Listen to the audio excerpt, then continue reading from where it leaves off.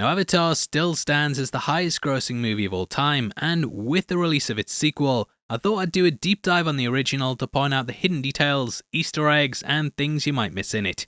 Throughout this video, I want to go through 23 of the best things in the film to point out some great attention to detail in it.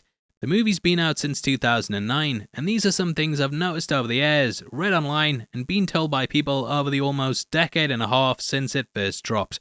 I've tried to credit people where I could, but huge apologies if I forgot your name from the thing that you told me back in 2013.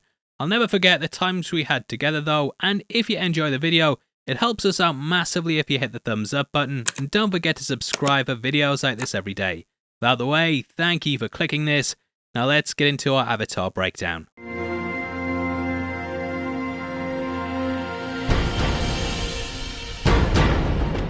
Now in the movie we follow Jake Sully, who ends up becoming an Avatar after the death of his twin brother.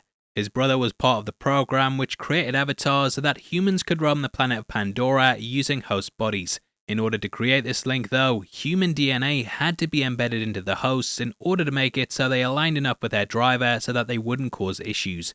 Humans are of course used to doing things with 4 fingers, and we can see that all the avatars carry 4 fingers and a thumb on each hand.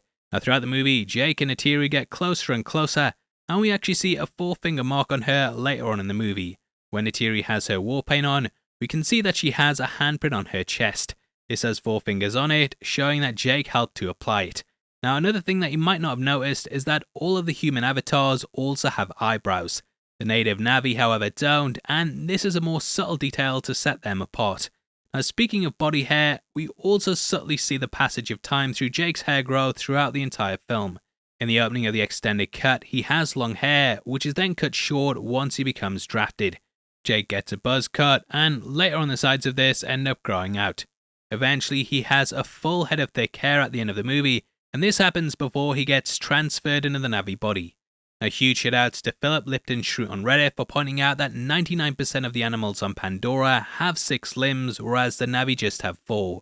Similar to humanity, they evolved to walk upright, and much like how we gained opposable thumbs, they gained shoulders.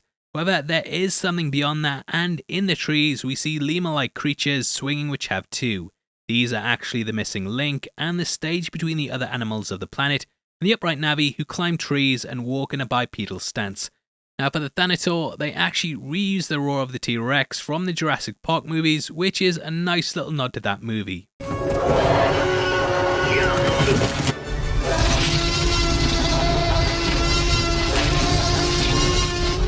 In another reference to Jurassic Park, the dire horses also make the same noises that the raptors do.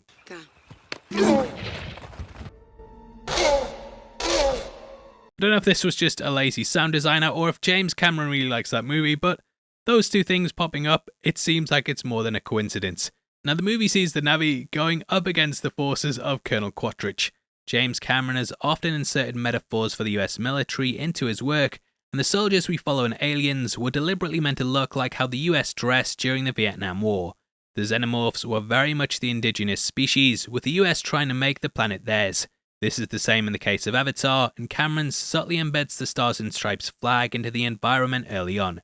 When Jake meets the Colonel for the first time, we can see him giving a meeting, and behind him there are several striped blinds. These are spaced apart evenly, and in the top left hand corner we can also see a box. This layout makes it represent the flag, and thus when we meet the Colonel, he's an embodiment of the US. Don't get annoyed at me for being British here. I hired Jared. And Cameron says the message of the film is more the whole nature thing rather than him being against the military, but this could be echoing movies like Patton to show how he symbolises the nation. Now other hints that Jake is in the Marines happens when we see him climbing vines to tame the mountain banshees. He uses something called the S method, which is taught in Marine boot camp as a way to quickly traverse ropes and vines. Now in a more positive nod to a US institution, we also see that Sigourney Weaver's Grace wears a Stanford top when we first meet her. Sigourney actually graduated from Stanford back in the 70s, and this is a nice nod to her past. She also smokes at several points throughout the movie, and according to the making of, this cigarette was actually CGI. A CGI garette, if you will. Ha ha! Now instead she used a toothpick as a stand-in, and this was meant to show how she didn't really care about her health in her actual body, just her health in her avatar. She also drops this line. play with that, you'll go blind. Now this is pretty much the dick of the Navi, and it's what we see Jake and Atira using later to get it on. In case there's any kids watching this, ask your parents what it means about him going blind from playing with it too much. And a nice little detail from Jimmy C there. Now they head out with Norm, who's also part of the program as well. We can catch him wearing a cap with dots on it, and it turns out that these are actually Braille. When put into a Braille translator, these read 1969, which was of course the year of the first moon landing. Now other cool details are that Trudy's ship is actually referred to as Rogue One. I did at first think this might be a Star Wars reference, but as that movie didn't come out until 2016, it doesn't seem likely. I racked my brains to think if it had been used before in Star Wars, but I'm pretty sure Rogue One was the first time that it popped up in the universe.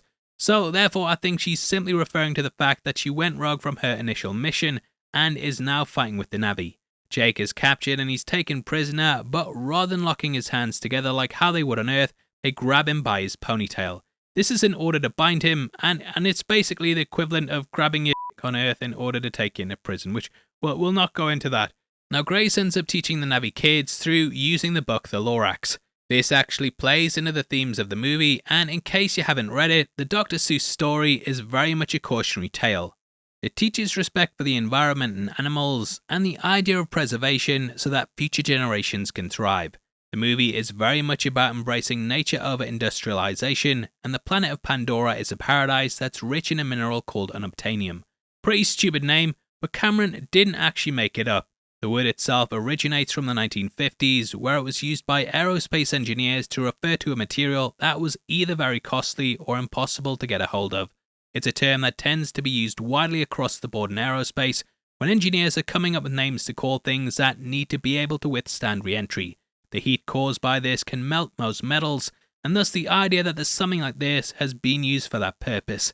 Now, huge shoutouts to Colossus 13 for pointing out that Pandora and the planet also has ties to mythology.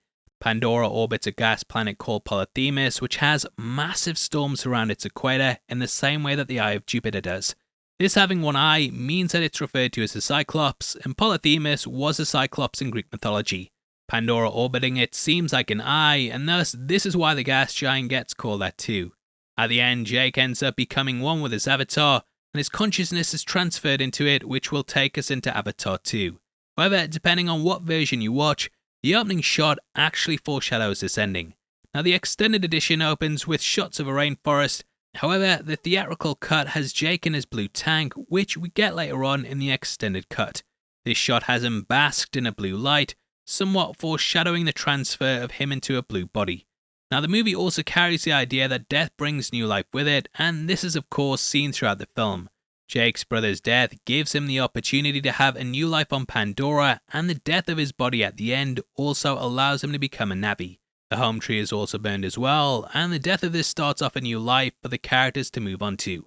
Just like how Jake's brother was cremated, the tree is burned too, but from the ashes rise up something more powerful. It's details like this that are at the heart of the movie, and it's what helps Avatar become more than just a roller coaster ride. And that closes out the film, which I've enjoyed going back to. The return to Pandora for me was an enjoyable one, and I can't wait to see what other details we unearth in the upcoming sequel. As of making this video yet, I haven't seen it, but if you have, then let me know your thoughts on it below. Also, if there's any details we missed, then make sure you drop them in the comments section. We are running a competition right now and giving away 3 copies of House of the Dragon on the 15th of December, and all you have to do to be on the chance of winning is like the video, make sure you subscribe with notifications on, and drop a comment below with your thoughts on the film.